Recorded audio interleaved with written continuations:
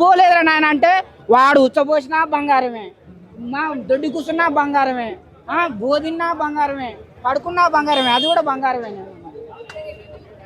ఇప్పుడు కాగుర్లో కూడా లంచం గురించి చూపించారు. అది సపరేట్, ఇది సపరేట్, అది ఉన్నది కంటెంట్ సపరేట్ ఉంది. మరి టేకింగ్ ఎలా అనిపించింది శంకర్ గారు? బాగుంది, మ్యూజిక్ బాగుంది. మ్యూజిక్ కొట్టిన వాళ్ళకి దండం, తీసిన వాళ్ళకి దండం, యాక్టింగ్ చేసిన వాళ్ళకి దండం. మీకు ప్రధానంగా 100 దండాలు కాదు, 1,00,000 దండాలు, 1,00,000 దండాలు, ఎన్ని దండాలు అని పెట్టచ్చు మీకు. ఎందుకంటే నేను ఈ స్థాయిలో ఉన్నదానికి ప్రధానంగా మీడియా. నేను ఈరోజు ఈ స్థాయిలో ఉన్నాను, ఐ లవ్ మీడియా. కానీ మీరులో కూడా మార్పు రావాలి. మన కాడ పోలీసుల కాడ, ఎస్ఐ కాడ గన్ ఉంటుంది, సిఐ కాడ గన్ ఉంటుంది.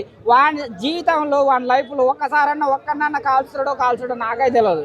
కానీ ఇదొక గన్ను, ఇదొక బుల్లెట్. ఇవన్నీ బుల్లెట్లు మీరు కాల్చండి. కానీ ఎవరిని కాల్చుతున్నారు? నిజంగా దేశాన్ని దోసుకున్న వాళ్ళని కాల్చుతున్నారా? అమాయకుల్ని కాల్చుతున్నారా? ఇంటర్వ్యూలు కూడా ఏం చేస్తున్నారు?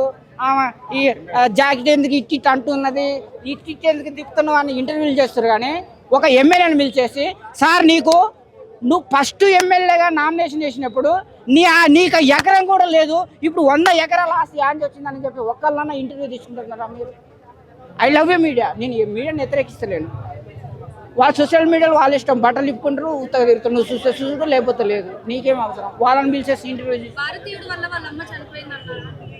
అది నా రిక్వెస్ట్ ఏంటంటే మన మీడియా మిత్రులు మారాలి. ఇంటర్వ్యూలు కూడా నన్ను ఇంటర్వ్యూ తీసుకోవడం అవసరం. నేనేం నేను ఒక ఎమ్మెల్యేగా, ఒక ఎంపీని కాదు, సీఎం కాదు, పిఎం కాదు. ఆ కేసీఆర్ని పిలుచు. అరే నాయన, నీకు బీడీలు కాల్చుకోవడానికి డబ్బులు లేవు, ఎంగిల్ బీడీలు ఓడో పారేసి కాదు, నువ్వు వాడిని తెచ్చుకొని వెలిగించుకొని తాగుతున్నావు. ఈ రోజు ఇంత ఆస్తి అనిపిస్తుంది వాడిని ఇంటర్వ్యూ చేయి. అదే సినిమా కంటెంట్ భయ్యా. సినిమా కంటెంట్ ఏంటంటే తినడానికి తిండి, చాలా మంది తినడానికి తిండే లేదు. చాలా మందికి 1,000 కోట్లు, 1,00,000 కోట్లు యాన్ చేస్తున్నాయి. అంటే ఇట్లా అవినీతిగా సంపాదిస్తున్నారు. ఎట్లా సంపాదిస్తున్నారు అంటే విద్య, వైద్యం, ప్రతి ఒక్కటి మాఫియా. రోడ్లు వేస్తారు, బిల్లులు పెడతారు, అది రోడ్లు ఏది లేదు, పాడలేదు. ఇప్పుడు ఎన్నోసారి హైదరాబాద్ మొత్తము బాత్రూమ్లు పెట్టారు భయ్య, దాని మీద బిల్లులు కూడా తీసుకున్నారు. ఒక్క బాత్రూమ్ అన్న పని చేస్తుందా భయ్య?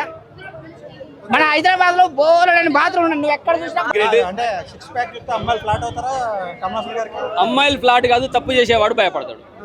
అమ్మాయిల ఫ్లాటింగ్ కోసం కమల్ హాసన్ గారి 6 ప్యాక్ అది చూపించింది. అది సిద్ధార్థం చూస్తే బాగుండేది. కొంచెం ఎవరు రకుల్ ప్రీత్ ఉంది కదా, ఆమెతోటి ఏమైనా పాటలు పెట్టి రొమాన్స్ చేస్తే బాగుండేది, అమ్మాయిలకు నచ్చేదేమో. సో కమల్ హాసన్ గారిని చూపించారు కాబట్టి ఆ 6 ప్యాక్ చూసి భయపడేది తప్పు చేసేవాడు. చట్టానికి, ధర్మానికి లోబడి, న్యాయానికి లోబడి తప్పు పని చేయకుండా తప్పుడు పని చేస్తారు. అటువంటి వాళ్ళు భయపడతారు.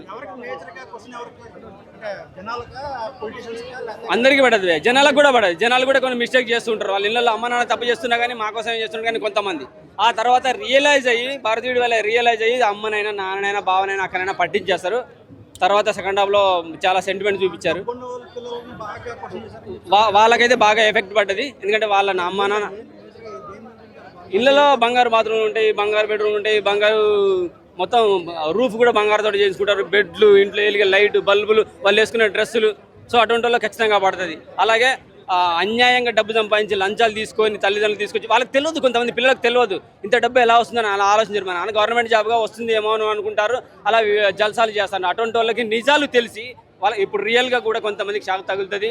సో మార్పు ఆస్తో కూస్తో వస్తుంది, 100% వస్తుంది అనేది గ్యారంటీ వను. ఎందుకంటే ఫ్యూచర్లో ఎప్పటికీ 100% ఎవరు మారారు భయ్, అది మాత్రం క్లియర్.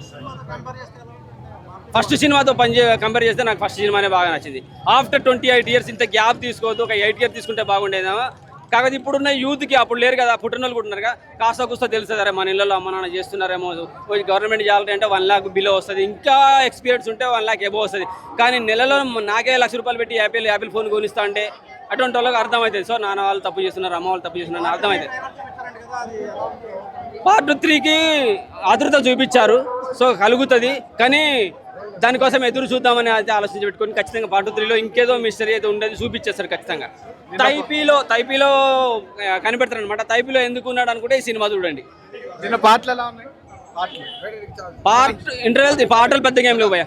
Part 1 తోటి చూసుకుంటే, కంపేర్ చేసుకుంటే పాటలు అంత బాగా అనిపించాలి.